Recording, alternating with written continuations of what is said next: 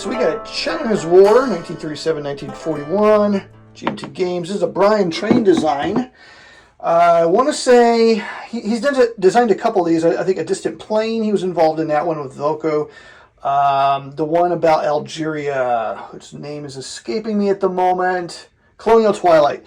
That was also his. But this one here is on the war in the Pacific that everyone kind of forgets about. This is the China front, I guess you could say, before the war in the Pacific really gets rolling. So this is the action that typically gets left out of a World War II game. What you have is the Japanese. They're the kind of the khaki colored, also white. Those are co-opted Chinese forces serving as police, helping the occupation. The blue is the nationalist faction. The yellow, bright yellow, is the warlords faction, which is kind of right wing and kind of with the nationalists, but not really. They have some competition with each other. And then, of course, the red is going to be the communists, and just a really slick design. It's, as far as coin games go, it is relatively simple. There's not a lot of extra chrome, but there are some nuances that's going to make this very different from previous coin editions. So probably the big thing that makes this one stand out as different from previous coin is the way that Japan's going to function in the game. And the way Japan's going to try to win the game is by getting an artificial metric that's on this general records track. There's an artificial metric called commitment. It's their commitment to the war effort in China. They have to get a value of commitment plus the economy value of different lines of communication routes throughout China that they occupy and occupy alone. That means they can't share that location with any other faction.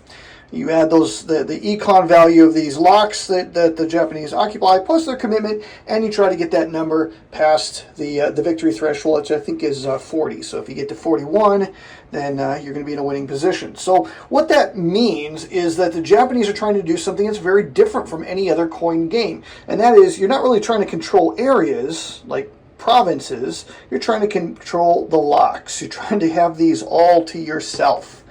And so you'll need to occupy these provinces in order to bring about that effect, and it creates a very interesting dynamic where you're trying to balance controlling provinces and controlling these locks.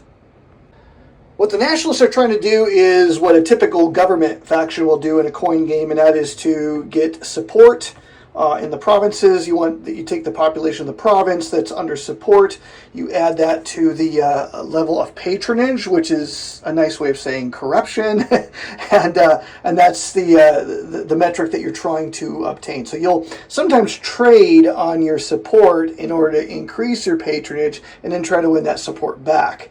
I'm not going to say anything about current politics, but that's we can imagine what's going on there. Anyways, so you're trying to get that number up to these. The threshold there is above 29, so you want to get that number up to 30. The warlords are trying to do something, again, very common in a coin game. They're trying to get control of provinces. They don't really care about locks. They want to control the population value of provinces. So you add that number to the number of bases that they have on the map, and that is the threshold they're looking for. They're trying to get that number to 26 or higher. And the communists, theirs is, again, typical for like a rebel faction. They're trying to get opposition plus the number of bases. That's what they're trying to achieve in the game. And so this is in some ways common to coin games, but there's some here that's a lot different from previous editions. So the deck in the game is actually really straightforward. There's 48 event cards. There are 4 propaganda cards. All of the cards are in play. You don't have a selection that are removed. I love the artwork on it. It blends the black and white sepia tones of the cards blends very nicely with a very colorful playing surface. I think it's just a really cool effect that they've achieved there. The deck creation is pretty straightforward and simple. You divide the deck into 4 equal components. 12 cards in each stack of 4. You take the bottom 6, shuffle in a propaganda card, you stack them on top of each other.